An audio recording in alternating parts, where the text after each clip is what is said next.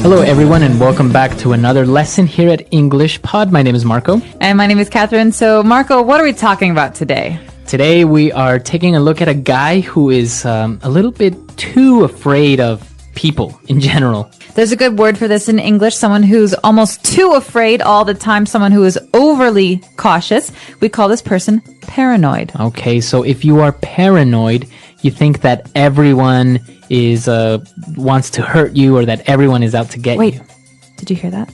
That's, No, did you hear that? No, I didn't. Someone at the door. Marco, can you check the... Okay, that's paranoid. You know, you're always hearing voices and noises and things. Yeah, so a paranoid, somebody that is paranoid. All right, so why don't we listen to this dialogue for the first time and see what this person is all paranoid about. There it is again.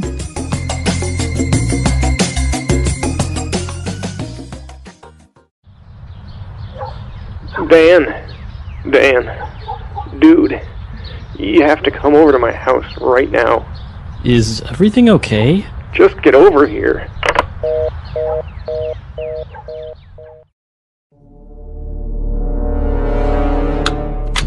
Come in. Quickly. So, since when is your house a bank? What do you mean? I mean, what's up with the 4 locks and iron bars on your windows? Security, Dan! Security! You can never be too safe, you know.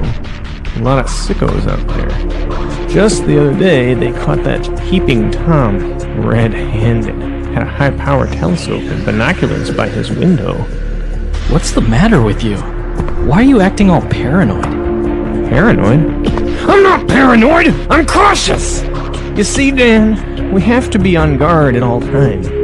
People just invade your privacy as if they knew you.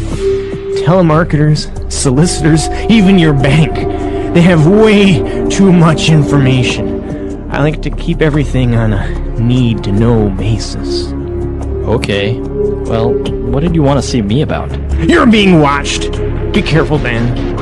Be careful.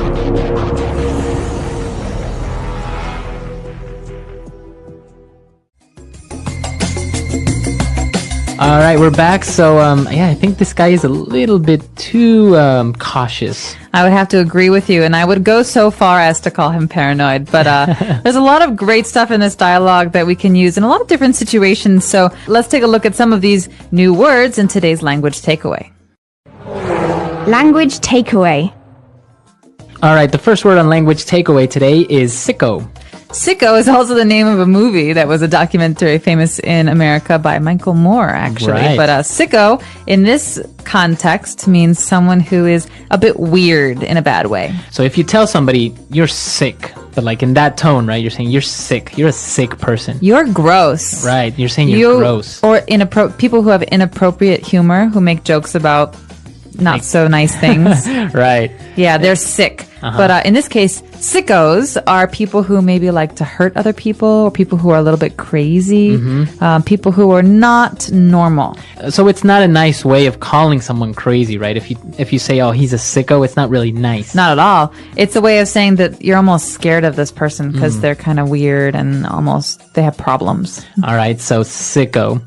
Moving on to our next word. We saw that the guy was afraid of Telemarketers. Exactly. So what are these guys? Well, we've got 2 words being put together here, tele and market. So tele, like telephone. Over communication. So they're not in person. They're people who call you up and market things. They try to sell you stuff over the phone. So this is very common. You get a phone call on your cell phone and they ask you if you're happy with your long distance calling plan or if you need new TV cable or something like that. And they always call during dinner or late at night, which drives me nuts. Exactly. So these are telemarketers. These are people who call you trying to sell things to you. And very similar to these is a solicitors. Exactly. But the big difference here with solicitors and telemarketers is that solicitors actually go to your house. They knock on your door. So they're also called door-to-door salesmen or saleswomen. That's right. So door-to-door salesmen, they go from door to door trying to sell things. But in this case, a solicitor is someone who comes to your house to try to get you to do something, to buy something. All right, very good. And moving on to our next word, we have a peeping Tom. That's right. We heard this a little bit earlier in the dialogue, and a peeping Tom is again a negative thing to say about someone. A peeping Tom, well, the word peep means to look, but kind of Quick like, look. yeah, it's a quick look. So peeping Tom is a person who spies on other people. Okay, so a synonym of a peeping Tom would be a voyeur. A voyeur. So someone who, without getting caught, tries to look at other people while they're in their homes. And so it's really bad because it's usually inappropriate. It's usually people who are watching women get undressed or... Right. Yeah. So a peeping Tom is just an informal way of saying a voyeur or somebody who is spying on people. So those are the words for today in language takeaway. Let's listen to our dialogue again, and then we'll be right back.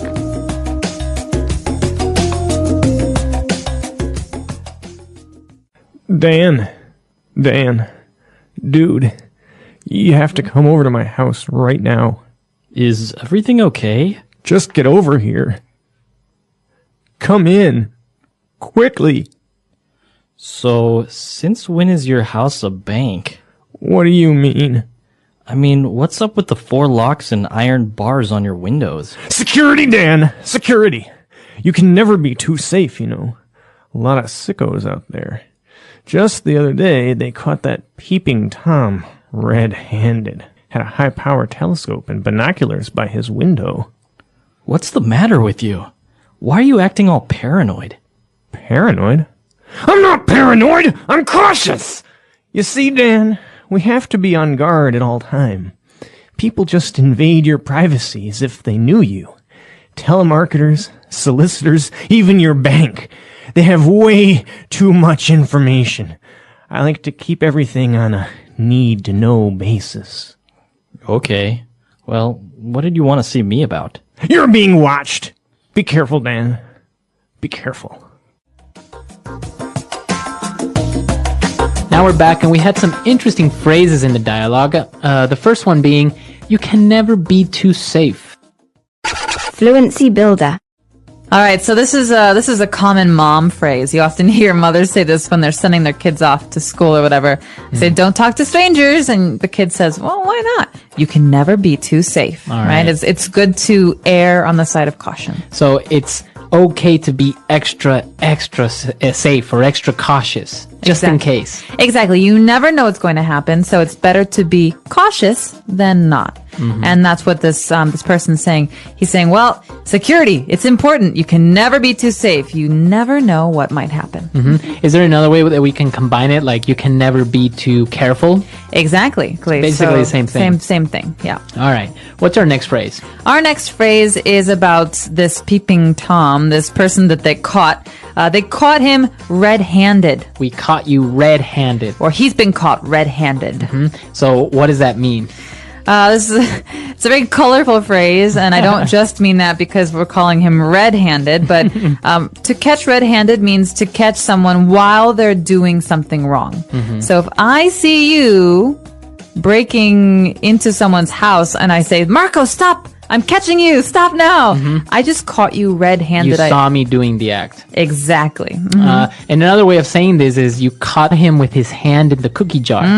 Okay, and this is another great phrase. You can imagine a child who sees the cookies in a very special jar on the counter in the kitchen. And mom says, don't eat the cookies. Well, the child goes into the kitchen and sees the cookies and opens the jar and puts his hand in the jar, and then mom comes and says, caught you.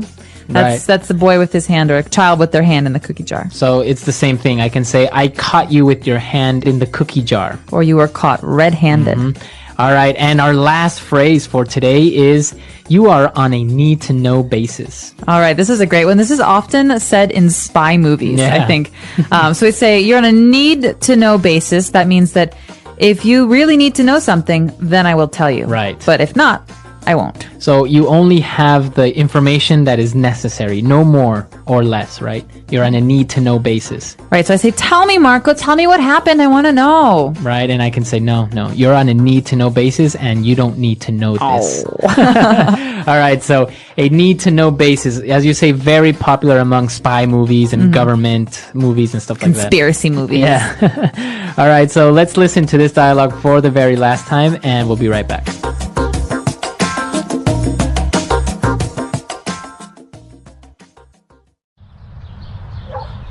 Dan, dude, you have to come over to my house right now.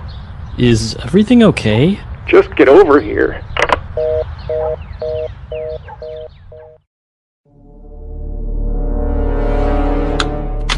Come in. Quickly. So, since when is your house a bank? What do you mean? I mean, what's up with the 4 locks and iron bars on your windows? Security, Dan! Security! You can never be too safe, you know. A lot of sickos out there. Just the other day, they caught that peeping Tom red-handed. Had a high-power telescope and binoculars by his window. What's the matter with you? Why are you acting all paranoid? Paranoid? I'm not paranoid! I'm cautious! You see, Dan, we have to be on guard at all times. People just invade your privacy as if they knew you. Telemarketers, solicitors, even your bank. They have way too much information. I like to keep everything on a need-to-know basis. Okay. Well, what did you want to see me about? You're being watched! Be careful, Dan. Be careful.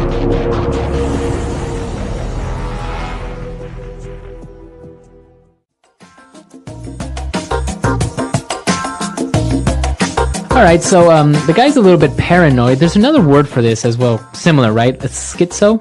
Schizophrenia is a disease, and a lot of people have it, and it's not too uncommon. But a popular slang word to say someone's crazy is schizo. So if you guys remember this movie, A Beautiful Mind, it's all about this famous mathematician named John Nash. And, well, he was a genius. He came up with game theory and a lot of subsequent usage of this for economy, for many things.